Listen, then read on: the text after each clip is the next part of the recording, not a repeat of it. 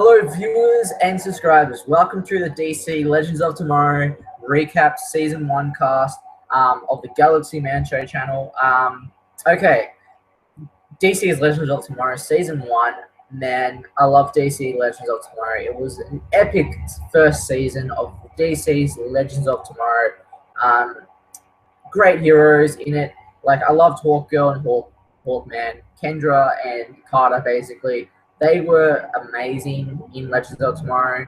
Even though Hawkman ended up dying and then rebirth on Vandal Savage's side, um, which was kind of really quite cool to see.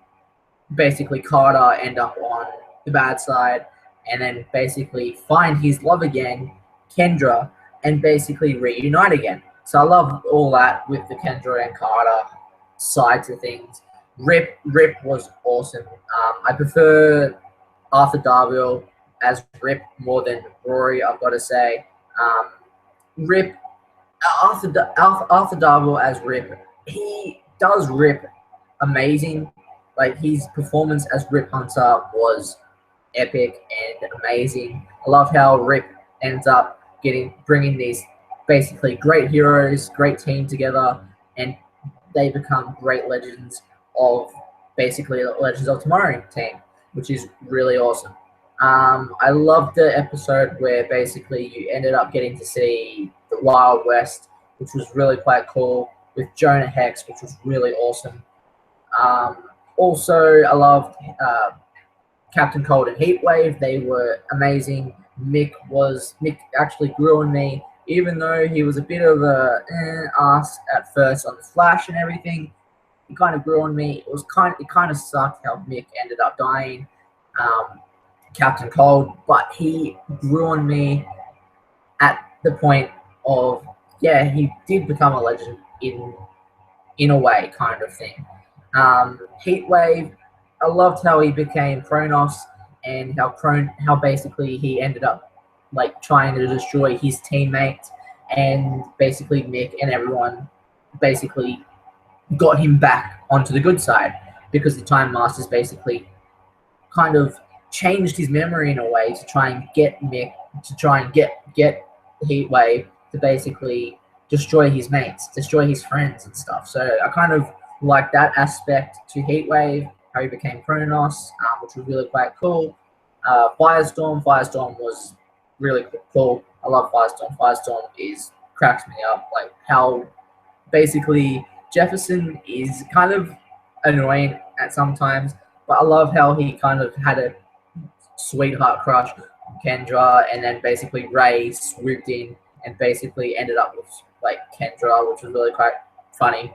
So I love Firestorm. Martin Stein, he's awesome as Firestorm. Also, another part of Firestorm, which was really quite cool. And yeah, it's just DC Legends of Tomorrow was really quite a cool show. I can't wait for season 2. It was cool how in the end they defeated all 3 of the Savages that were in different time points and stuff. The Time Masters were excellent. Also, it just brought out a really cool new superhero show for DC TV these days. So I love DC Legends of Tomorrow. Can't wait for season 2 of Legends of Tomorrow because the Justice League Society is going to be in season 2, which is going to be epic.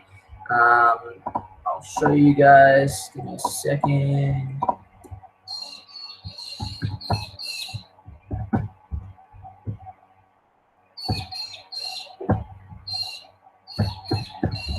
People who don't know who the Justice League Society is, give me a moment and I'll get it up, a picture up for you viewers and subscribers so you guys can learn about the Justice League Society, which is pretty cool.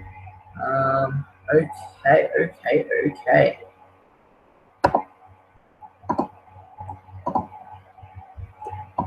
Basically, the Justice League Society is all these great, wonderful heroes. Like, second, viewers, second, get it up. Okay, here we go. Here you go, viewers. basically, this is the Justice League Society with Jay Garrett, who we saw in the Flash season 2 finale, which is really quite cool. Also, like these other great, wonderful heroes on the Justice League Society, which is really cool. We got Stargirl from Smallville, probably a different character who's going to be in maybe Stargirl will appear in Legends of Tomorrow. Who knows? That would be pretty cool to see Stargirl in Legends of Tomorrow. Who else could they bring in Legends of Tomorrow? They could bring in anyone from the Justice League Society in Legends of Tomorrow, which would be epic to see some of these heroes from the Justice League Society in Legends of Tomorrow Season 2. Who knows? Hello, Daniel. Welcome.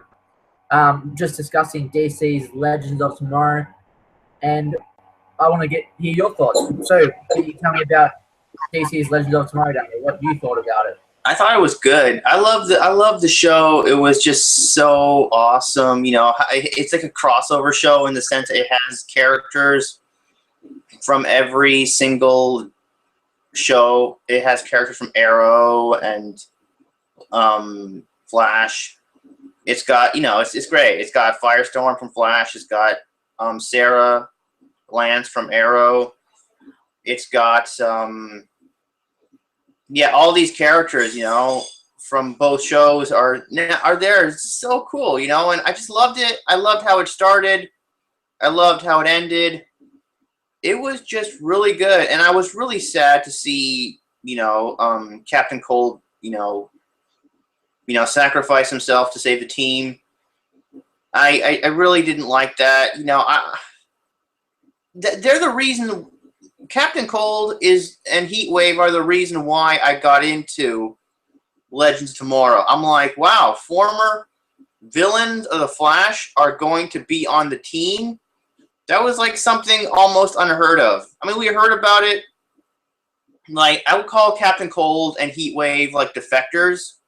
They're defectors. They're former villains that join the team. And, like, you know, like a lot of shows have defectors. I mean, Buffy had it with Angel and Spike. You watch Buffy the Vampire Slayer? Yes, I kind of did at some points, and then I just got really bored with it, and I was like, it didn't really suit me that much. Not really. Yeah, there was Spike.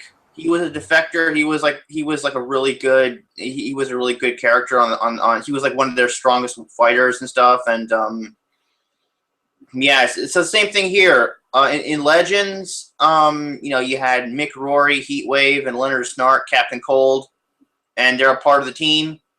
And I'm like excited. I was like, oh my god, this is awesome. I loved it. You know, former villains now they're like joining a team.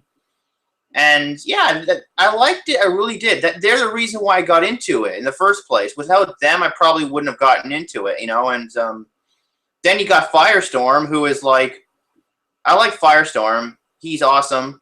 He's like arguably he's the most powerful member of the team because he can absorb radiation. Remember when that bomb exploded? That nuke exploded in 1975. He just absorbed all that radiation.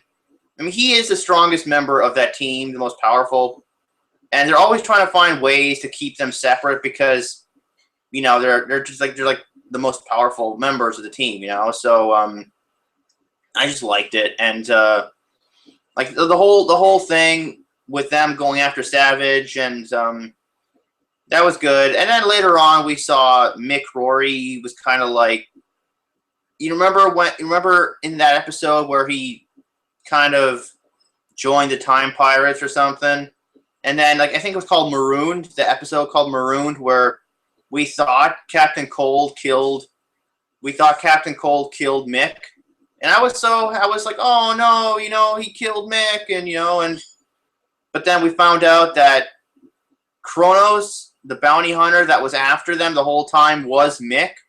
It's kind of like this wibbly wobbly timey-wimey thing. And you know, because like Leonard Snart marooned Mick on the planet, and then we see well, we don't see it, but we find out the Time Masters got Mick and brought him to the Vanishing Point. and then trained him, and then made him into Kronos, and then he started chasing. Then he went back in time. He started chasing the team from the very first episode. Even though we saw Mick with the team, still, like Kronos was like Mick from the future, and then finally, in that episode, they got Mick, and they kind of brought him back on the Wave Rider, and then they kind of brought him back on the team, and I like that. I really did, because he's a part of the team. I don't want to see anything bad happen to him. He's like my favorite character, and then later on, we see them going after Savage in 2160. Well, actually, no, we see them, for some reason they go to the Wild West because they have to hide from what's it called? These time people who are hunting the team now because Kronos failed in his mission, so now they're after the team. And then, after that, when they defeat those people, I don't know, it's just really good. There was a lot of good episodes, they meet Jonah Hex and all that stuff. And, oh, by the way, I hear Jonah Hex and Connor Hawk will probably join the team in the next season. Season 2? Yeah, season 2. Oh, yes. I can't wait for that. Hope they do. Oh, I've got to say, Jonah Hex was awesome in the Wild West episode. It was so cool to see, like, the chilled back, relaxed episode. And it was cool to see, it was kind of like Doctor Who in a way, how, like, the Doctor, Amy, and Rory went to a Wild West situation. It was kind of like that in a way. And it's kind of like, oh, wow, like a Doctor Who atmosphere type thing, which is really quite cool. So I loved that episode with Jonah Hex and the DC Legends of Tomorrow Heroes. And yeah, it was pretty quite cool episode with Jonah Hex coming into the situation. Yeah, totally agree with you, Daniel. It was a great episode, that Wild West episode. And and then they go forward. I think they go to 2166, and they go to 2166, and they got to fight this, they got to go after Savage. And it's exciting. It's really exciting, and then then Ray has to fight this giant robot, which I think it's really cool to see him win. He's like, he turned into that giant man or something. He turned into he went big, and I love that. And then later on they capture Savage, but then they didn't kill Savage because Kendra was about to kill Savage, but then like someone showed up. And we find out that, it was Carter Hall. Carter Hall died in the first episode when he tried to kill Savage. But then, we find out it wasn't him. Like, he can't kill Savage. The only person that can kill Savage is Kendra. And, whatever. Yeah. Only Kendra. So, but then like she fights this guy, and then when she's about to finish him off, but then she finds out, oh my God, it's Carter. Apparently, he's in 2166. Apparently, he died in 1975, and then he was reincarnated like somewhere in the 2100s, and that's why he's there in 2166. So I think it's pretty cool, he was reincarnated, and he had a whole new life that we don't even know of. He was reborn. He had to go through all of that stuff again. He had another family. He had other friends. It's really interesting, and I know we won't know any of that probably, but it's just fun to think about. The whole thing, and then we find out, Vandal Savage has a daughter. I don't know what her name is, but I forgot her name. But in the end, she kind of she realizes her father was wrong, and then she joins the rebels, and she she helps the rebels fight Savage's army. We don't see that, but we hear that you're going to do that. So and then in the next episode they capture Savage. They take him to the vanishing point. When we find out that the Time Masters were working with Savage the entire time. The Time Masters made a deal with Savage because he needs to be there because an extraterrestrial race of aliens called the Thanagarians. They what they have to do is see the Thanagarians. I think in my opinion, I think they lost their planet. They lost their planet because they're a race of conquerors, and I'm pretty sure a bunch of people kind of rebelled against them and destroyed their planet. I mean, that's what happened in the cartoon, in the animated series, and I think in the comics too.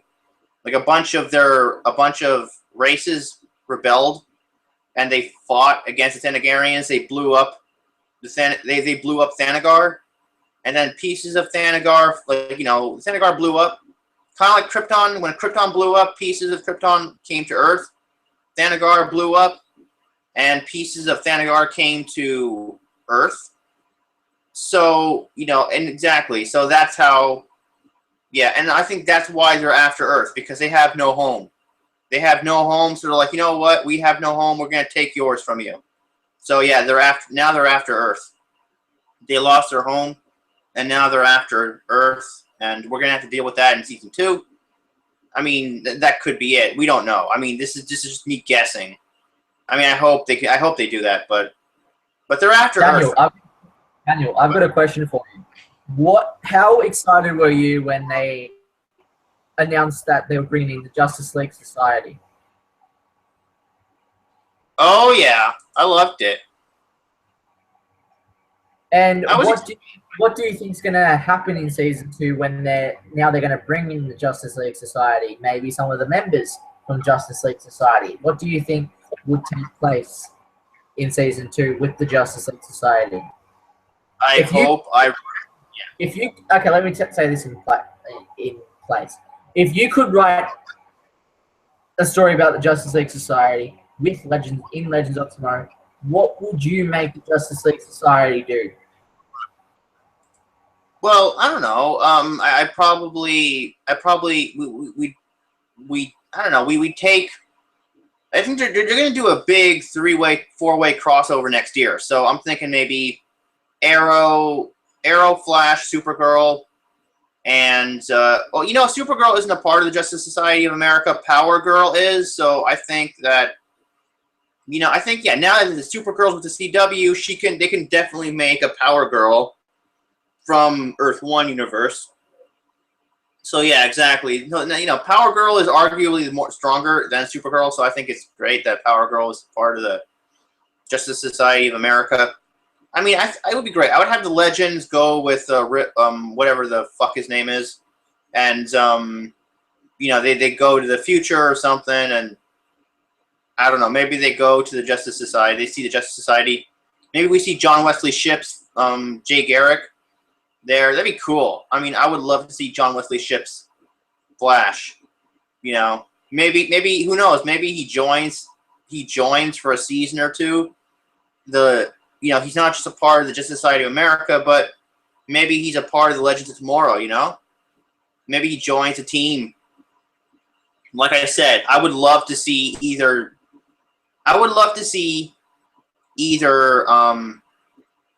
What's it called? The Flash? No, not Flash. Kid Flash, Wally West,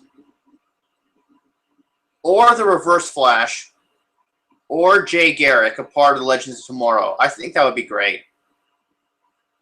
Yeah, I don't know how I would do a crossover thing, but like I said, oh my god, it'd be so exciting to see that next year. I mean, finally, we get to see Arrow interacting with the Flash and Legends, because that in that 4-way crossover, there's going to be some multiverse jumping from one Earth to another, or jumping from one time to another, or jumping through time or space. Maybe they go into space too. And that's the only time Arrow gets to do that. You know what I mean? Because Arrow, I'm not saying Arrow is bad. I like Arrow, but you know, Arrow, like he said, like Stephen Amell said a couple days ago, that, you know, Arrow is not a time travel show. It's not a multiverse show. It's you know, it's just about a guy protecting a city. It's like Batman, kind of. So, you know, I would love to see these crossovers. I was hoping to see Oliver at you know, there for Barry, because Barry was there for like Laurel's you know, funeral. You know, why couldn't Oliver be there for Barry when he lost his dad? But it didn't happen, so I think that kind of sucks. But, you know. What? Oh, okay, also, another question for you. What would you rate this season of DC's Legends of Tomorrow? What would you rate it? I would rate it like a 9 out of 10. And why is that, Daniel? I mean, I was great, but I think it could have been a little better. Okay. You know, and also like okay, like I said, like who do you think killed Seth? Who do you think? It's a tough question. Like, Mick could have killed Savage somehow, or it could have been, I don't know. It could have been Rip or Kendra, maybe. Probably either one of those three that could have killed Savage in one other different time period where they were at. But it's hard to choose who kills Savage, and yeah, it's just hard kind of thing.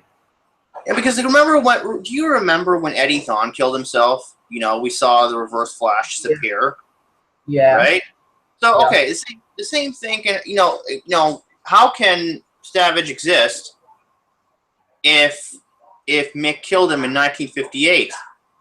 He should have disappeared from 1975 and 2021. So I'm thinking that maybe Mick was the real one who killed the real Savage, and the other ones they just killed. Like they didn't kill him. It was Mick who really killed him. True. That kind of makes sense in a way. And you know what? I know they're like, oh, but he's like, I heard theories that, oh, he didn't really die in 1958 or 1975. That's how he's there in 2021. But remember, that meteorite kind of weakened his immortality, so it made him mortal. So it should have killed him. Yeah. It should have killed him. You know who I would want to see, like, in season 2 of Legends of Tomorrow? Yeah. You'll see. Stargirl. Yeah, Stargirl. Was that the one from Smallville? Yeah, the one.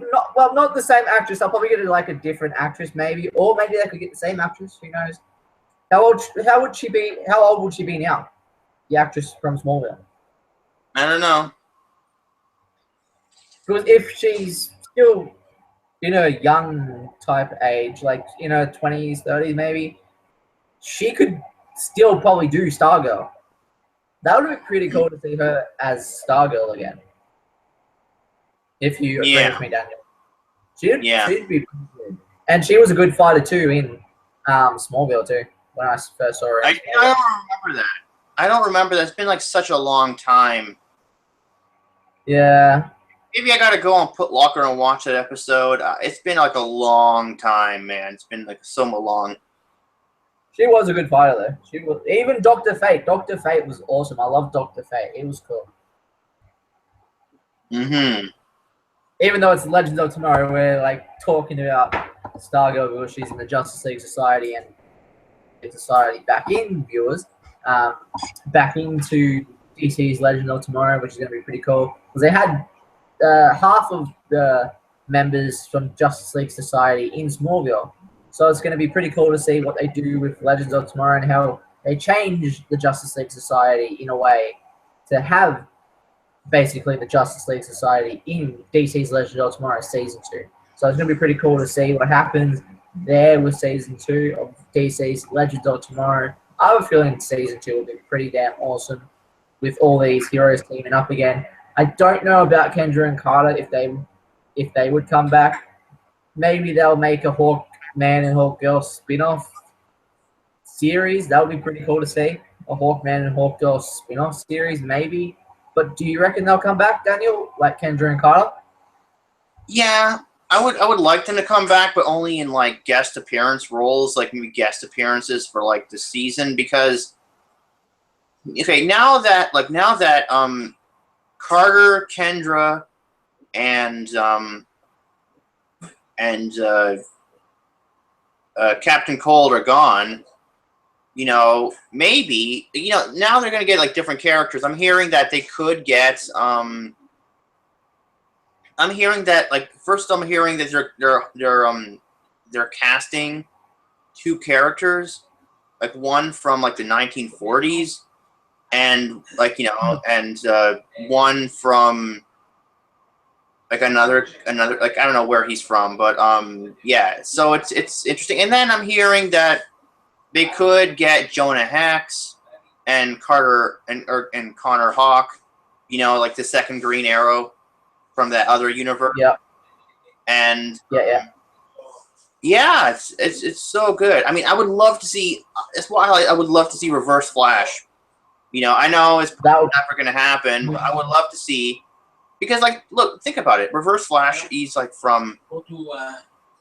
Yeah. Okay. He's from like another universe, so I would love to see him. He's pretty much like the Flash of the future, so yeah, I would love to see him there too. I mean, if he could.